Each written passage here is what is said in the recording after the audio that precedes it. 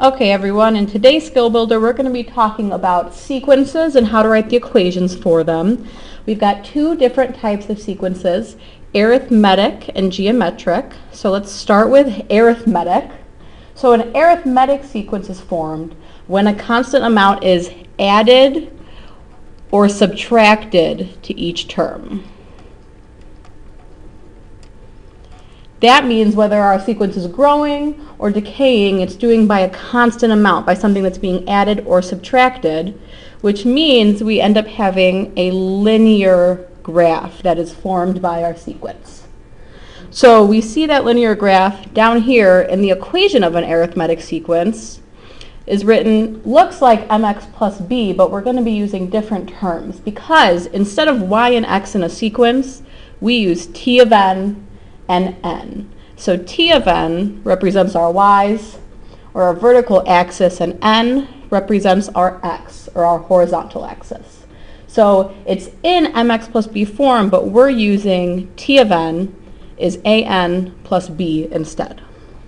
So looking at our form of the equation, the initial value of the sequence is represented still by the variable b above. So that's our starting value, our 0 term. The generator of the sequence, or what the sequence grows by, that's represented by a in this case, a in the equation above. So we've got an arithmetic sequence, it's a linear function. Let's look and write an equation for this example down here in number 4.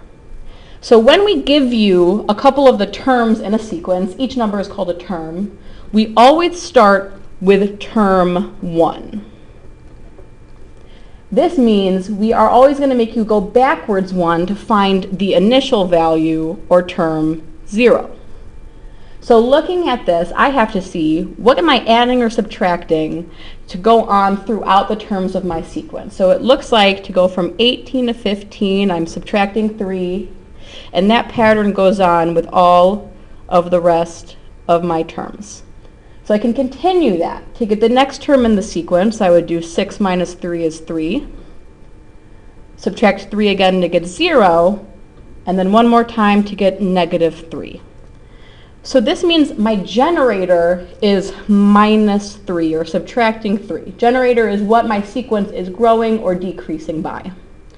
Now, like I said, the initial value is not 18. We have to go backwards 1 to find the initial value. So if I started with 18 and I'm subtracting 3 to go forwards, I have to add 3 to go backwards, so my initial value is going to be 21, or 18 plus 3. Finally, I can plug all of that into my equation. So I start with t of n, and that is equal to my generator, or my growth, which is negative 3, times n, plus my initial value, which is 21. So now you guys have a couple sequences to try on your own and figure out the equations and the rest of the terms in those.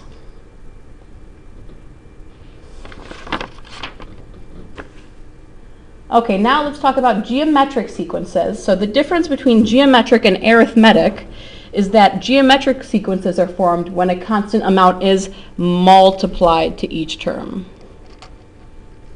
So we're not adding and subtracting anymore, we're multiplying. And the important thing is we never divide. So we always have to change our number so that it's multiplication. And multiplying constant terms gives us exponential functions and exponential graphs. So let's remind ourselves of the form of an exponential equation. We're still using t of n and n instead of y and x, but we have b times a to the n exponent as our form of the equation. In this equation, the initial value is still represented by the variable b, and the generator, or the growth of the sequence, is still represented by the variable a. But now we have it in the form of an exponential function. So let's try now and write an equation of a geometric sequence. So same thing is going to happen in our terms. 48 is not going to be term 0. It's going to be term 1. So we're going to have to go backwards to find out our initial value. But first, let's see how we're growing or decreasing by. Looks like to get from 48 to 24, I'm dividing by 2. Same, 24 to 12, I divide by 2. But remember, I can't divide. So I have to change my dividing by 2 multiplier into a multiplication.